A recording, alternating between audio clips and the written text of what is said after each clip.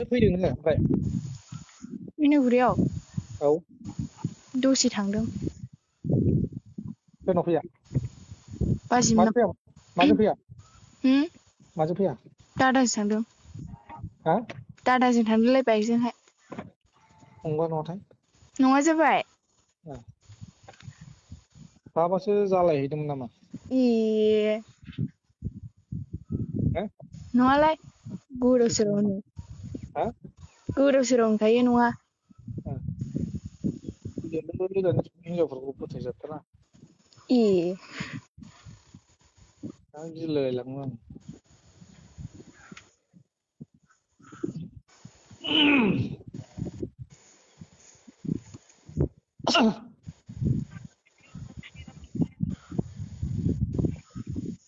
ओमफ्राय दा मा खालामनांगौ नोंनिबा आंलाय मा मिथिगौ आंलाय मा मिथिगौ मिथिगौ नामा हाब दिनैसो आंजों फन रायलायबायलै नोङो नङाबा एसएमएसल' गेलेलाबायो गावनो हरा गावनो हमा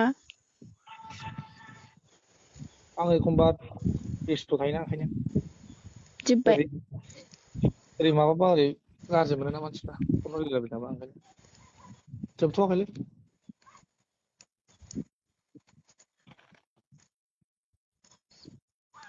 दा थिगैनो दंखायोना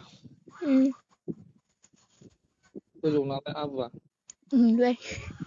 खाथ्रा दं मोजाङै खाथ्रा दंखायो मोजाङै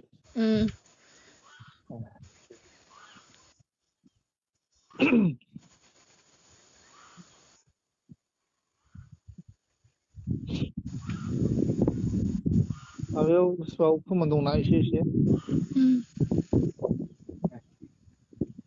बेसे गोलाव गोलाव ना गुसुं गुसुंसो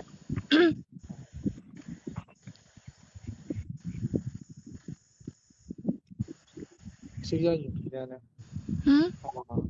आराम नुयो होनदां बिदिबा खोनादों मोजां नुयो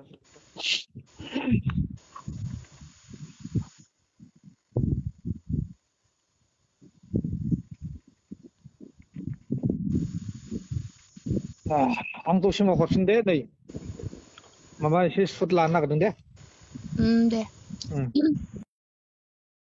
हेलो गाइस फालुग्राव नोंथांमोनखौ बरायबाय स गाइस नोंथांमोनाथ' थाम्बनेल टाइटेल नुनानै मिथिखाबाय बुजिखाबाय दिनै मानि सोमोन्दै रायलायगोन स गाइस जों दिनै बिराद गरम निउस मोनसे लाना फैदों जाय फेसबुकाव मटरनि तामाम दावराव दावसि जागासिनो आरोना 13 इयार ओल्ड गथ' सासे बिखौ रेप खालामनायनि केस मोनसे ओंखारदों जोंनि सासे बर'नि मुंदांखा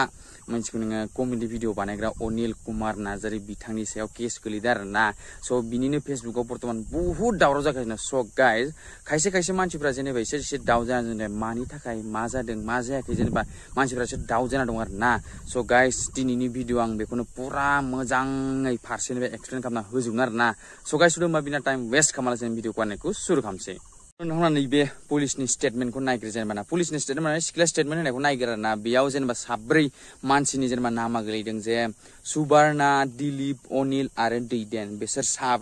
साब्रैनि गेजेराव केसा गोलैदों आरोना जे बिनि स्टेटमेन्टनि मथे नोंथांमोना फरायनो हागोन आं डिसप्ले बोखादों जे बिनि स्टेटमेन्टनि मथे मा जे बिसोरो फार्स्टआव सिख्ला उन्दैफोरखौ भिडिअ बानायबा एक्ट्रेस बानायनो थाखाय लेंहरसिगोन लेंहरनानै जेनेबा एक्ट्रेस बानायलासिनो गावसिनि फायदाखौसो जेनेबा मा होनगोन दा लाग्रोयो आरोना जेनेबा हमना ला सोलेर बिग्रोयो आरोना भिडिअ बानायनायनि सिगां आरोना बिदि होननानै हिनजावसाया स्टेटमेन्ट होनो लोगोसे आरो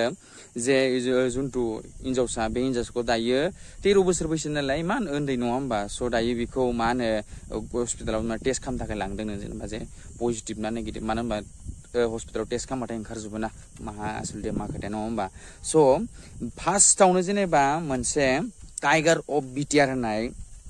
जेनेबा फेसबुकाव आरो पेजाव आरोना जे बिसोर अनिलमोनखौ जेनेबा एकदम टारगेट खालामनानै बुंखादोंमोन आरोना साबै नोंसोरखौ नायगासिनो जों नोंसोर मा खालामनानै बिनिफ्रायनो मेन खोथाया मथथे एरखुहैजोबा मिथिगौ नोङा बे एरखुनायावलाय जोंनि अनिल कुमार नार्जारी बिथाङा मोनसे फेसबुकाव टुइट खालामदों नोंथांमोना फेसबुकाव टुइटखौ नाय नै अनिल कुमार बिथाङा जे